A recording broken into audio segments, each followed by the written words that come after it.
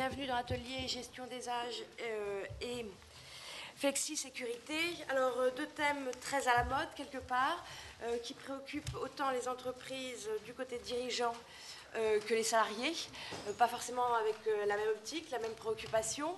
C'est aussi un thème très macroéconomique, et puis je pense que les ateliers de la FNEJ ont quelque chose à y faire, parce que c'est aussi un thème très micro, qui se vit au quotidien, la flexi-sécurité, la gestion des âges, les seniors et les juniors peuvent en faire les frais.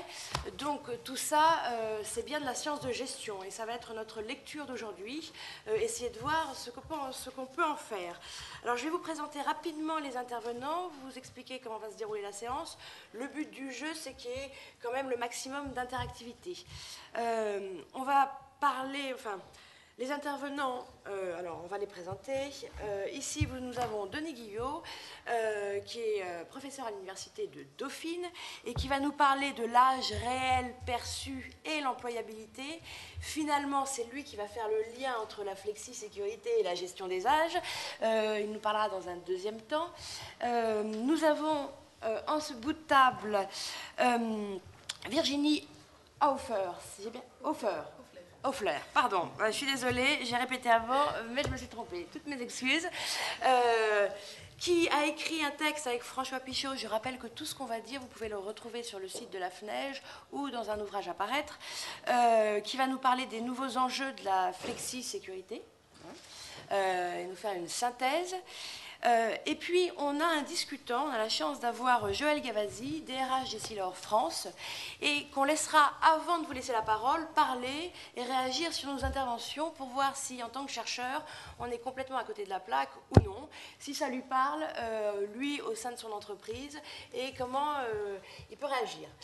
Alors, je vous propose de commencer, je suis désolée, mais c'était un peu la logique et la trame par moi-même, Éléonore Marbeau, maître de conférence au CNAM, c'est pas très poli, de vous faire un peu un état des lieux sur la gestion des âges et la problématique bien française d'une vision stéréotypée. Alors, je suis désolée, par contre, je ne sais pas parler assis, alors je vais me mettre debout. Et puis, j'ai besoin de voir les transparents aussi, d'accord? Ceux qui voudront rester assis, resteront assis. Ceux qui veulent rester debout, debout, voilà. Alors, gestion des âges, quelle est la vraie problématique française, semble-t-il? Ça serait quand même de dépasser une vision stéréotypée. En gros, à 50 ans, on serait mort dans l'entreprise, mais très vivant à l'extérieur, et à moins de 20 ans, incompétent, sauf à la fac. Je fais très simpliste, bien évidemment. Alors, on a quelques certitudes sur le lien entre âge et comportement. On a, en tant que citoyen, en tant que salarié, en tant qu'employeur, en tant que représentant syndical, des certitudes, mais en fait, on s'aperçoit que les recherches en gestion, que les recherches en ergonomie, que les recherches en psychologie montrent que ces certitudes sont des représentations ancrées qui se sont construites au cours des 30 Glorieuses. Alors, par exemple, il y a une enquête de la NDRH, organisme bien connu des directeurs des ressources humaines, qui a été faite il y a 3-4 ans, et qui interrogeait les dirigeants du personnel, qui sont quand même des gens, des personnes, on les côtoie tous, on en fait quelquefois partie, sur la gestion des âges. Et on leur a posé des enquêtes, on leur a posé des questions sur le changement et les seniors. Je m'intéresse aux seniors pour l'instant, mais je ferai un très rapide résumé sur les juniors. Alors, les seniors seraient pour eux à 75% résistants au changement. Ce n'est pas les seniors à 75%, c'est les DRH, je pense, à 75% que les seniors sont résistants au changement. On comprend bien pourquoi on a du mal à éviter les pré-retraites, les FSE qui concernent les âges plutôt élevés dans l'entreprise, etc.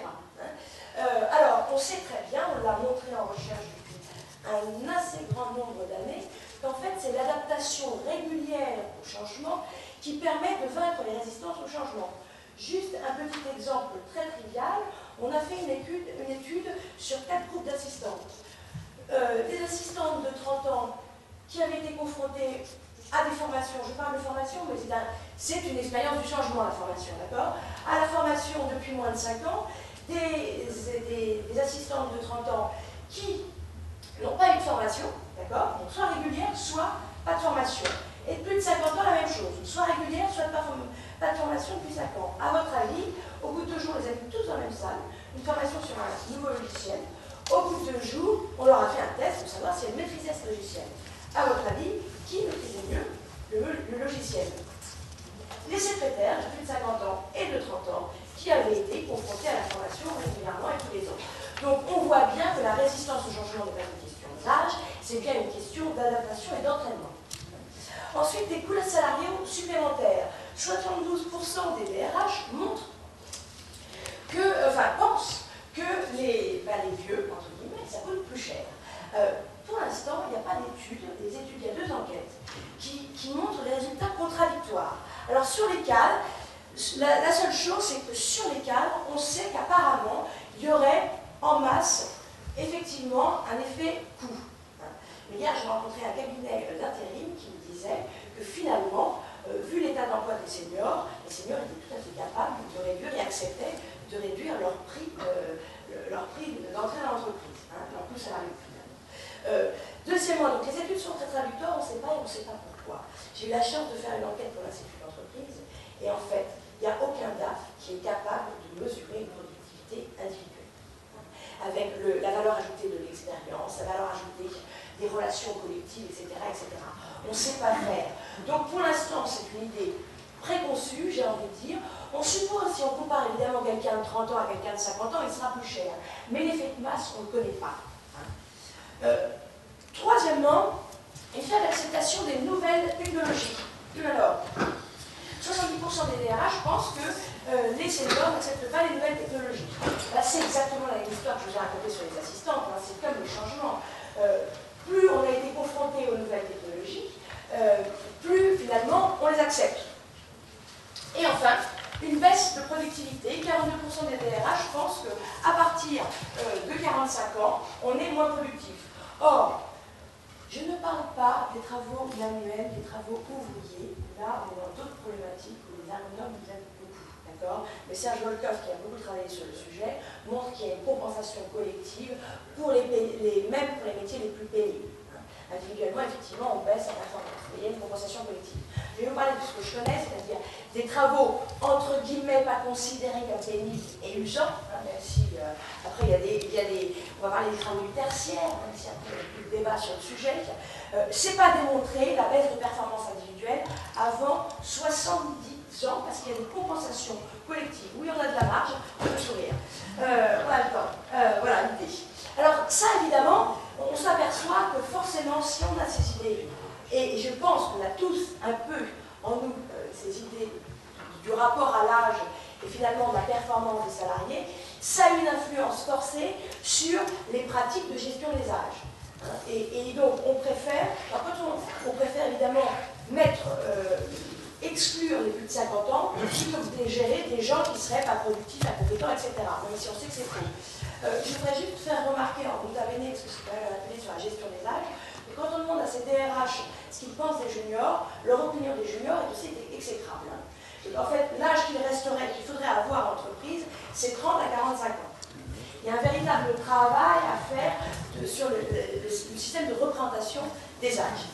Alors, les pratiques innovantes de la gestion des âges, heureusement, il y en a en France, parce qu'il y a des entreprises qui arrivent, qui essayent justement de combattre ce système de représentation.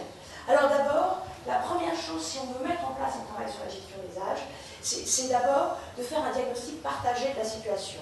C'est-à-dire qu'on ne pense pas la même chose de l'âge, c'est pas la même chose d'avoir 50 ans chez Renault que d'avoir 50 ans chez AXA, chez Groupama. Ça veut dire que c'est créer une vision collective et c'est construire une vision collective de l'âge au sein de l'entreprise. Il faut d'abord donc faire un audit de la représentation des âges. Qu'est-ce que ça veut dire d'avoir 50 ans chez Groupama aujourd'hui? Je viens de sortir d'un audit, par exemple, de chez Groupama. Finalement, c'est de l'expérience. Vous êtes chez Renault, vous êtes sur la pente d'équipement, vous voyez? Donc, et cet audit a aussi un large avantage, quelque part, c'est qu'il fait prendre conscience aux gens de leur construction de la représentation des âges. Finalement, on se met à réfléchir sur, ah bah tiens, c'est vrai, j'associe une image à 30 ans, 45 ans, 50 ans. Et d'où elle vient, cette image? Et ça, c'est le point de départ de la prise de conscience. Le diagnostic partagé, je parle des salariés, je parle bien évidemment aussi des représentants du personnel auxquels il faut s'associer pour ce diagnostic. Alors ensuite, pour essayer de retenir les salariés au travail, de les retenir, en tout cas de garder motivés au travail. Motivés, je ne dis pas qu'il y a un problème de motivation à 50 ans, hein. C'est la phrase de... c'est pas du tout, il n'y a pas forcément un problème de démotivation à 50 ans, simplement il peut y avoir un problème d'usure au travail à 50 ans. Et donc, ça passe forcément, le diagnostic des âges, par un diagnostic des conditions de travail, obligatoirement. On ne peut pas s'en passer. Alors là, les sciences de gestion savent très très bien faire, et le binôme, j'ai envie de dire, RH-ergonomie est aujourd'hui incontournable dans un diagnostic de la gestion des âges. Forcément. Les conditions de travail, même quand on pense qu'elles peuvent être, là j'ai souvenir d'avoir travaillé avec un cabinet d'audit, je pense que c'est assez bon, les conditions de travail, il y a à chaque fois des choses à voir et à regarder parce que les conditions de travail impactent la représentation qu'on a des âges, forcément. Alors, l'amélioration des conditions de travail, ça passe quand même par le fait qu'il faut individualiser forcément la gestion des âges. Parce que, par exemple, juste un seul exemple, il y a plein d'autres choses, hein, les temps de travail. On peut beaucoup jouer en RH sur la notion de temps de travail. On peut individualiser les temps de travail, les plus de 50 ans, par exemple, ont une grande demande, pas forcément de rémunération, mais sur la diminution de leur temps de travail, ce qui n'est absolument pas prévu dans la loi Fillon, mais ce qui peut être prévu dans des accords d'entreprise innovants. Comme à certains autres âges, on peut avoir moins d'attente sur les temps de travail. Sur la gestion prévisionnelle des emplois et des compétences. La notion de compétence, que ça marche ou que ça ne marche pas dans les entreprises, ce n'est pas forcément très important, c'est passer l'âge. Intégrer la notion de compétence, ça permet de dépasser les barrières de l'âge. Quand on parle de compétences, finalement, on ne fait plus référence à la qualification à l'ancienneté. Donc, ou à l'ancienneté. La notion de compétence a l'avantage pour les salariés, finalement, on le voit parce que c'est bien fait dans les entreprises, de focaliser la personne sur ce qu'on pourrait appeler son employabilité ou les compétences qu'elle a acquises. Et on oublie l'âge. Voilà, donc, quand on met en place... alors, ce qui peut être intéressant dans la gestion prévisionnelle des emplois et des compétences, je peux vous citer plein d'exemples, là je focalise sur certains points. Il y a des entreprises aujourd'hui dans le secteur bancaire qui s'étouffent en termes de mobilité, parce qu'elles ont 40% des personnes qui ont plus de 45 ans ou 50 ans. Et que les postes à haute responsabilité, la pyramide des âges a fait que c'est plutôt les personnes de plus de 45 ans qui les ont. Donc effectivement, derrière, il y a les petits jeunes qui attendent, qui vont peut-être s'essouffler. Et on a envie de les retenir parce qu'il y a un manque, il y a une pénurie de manœuvre. Alors, il y a des systèmes qui se mettent en place où on laisserait les personnes à ces postes, c'est en Espagne, ça joue beaucoup, je ne sais pas un exemple français, on laisse les personnes à leur poste, mais par contre on leur demande un abandon de leurs responsabilités ou un partage de leurs responsabilités. En même temps, elles gardent le titre, pourquoi pas? Ça peut être une idée, c'est par exemple un hôpital d'Espagne où les médecins peuvent travailler jusqu'à 75 ans, par contre, c'est plus les chefs de service. Pourquoi pas? Ça demande un gros travail sur les titres et sur les goûts. Le recrutement à tout âge. Alors ça paraît important. Une des premières barrières de la mise en place des politiques, de mise en place de politiques des âges, et surtout de démotivation des seniors quand ils veulent leur entreprise en disant de toute manière, on ne s'intéresse pas à moi ou à mon entreprise. Regardez, est-ce que vous avez vu qu'on recrute quelqu'un de mon âge? Et effectivement, 1%, ça ne marche pas? D'accord. 1% des recrutements en France concernent les seniors.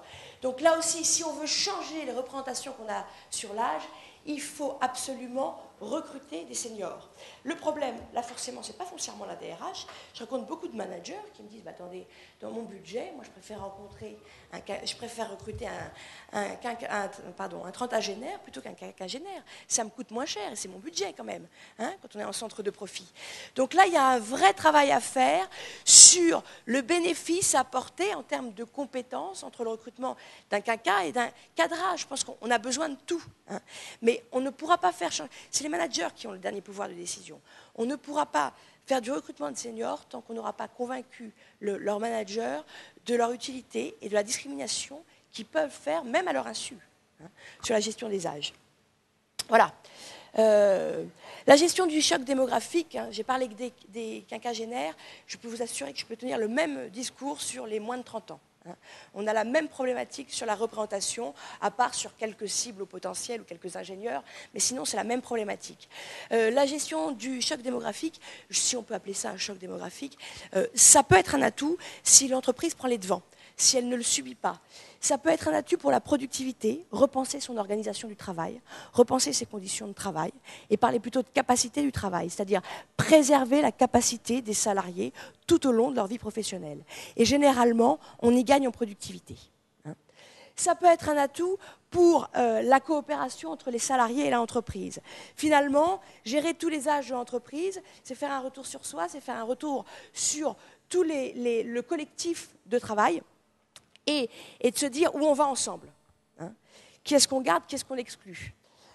Et puis c'est surtout un atout, me semble-t-il, parce que les syndicats, les représentants du personnel, avec la suppression de...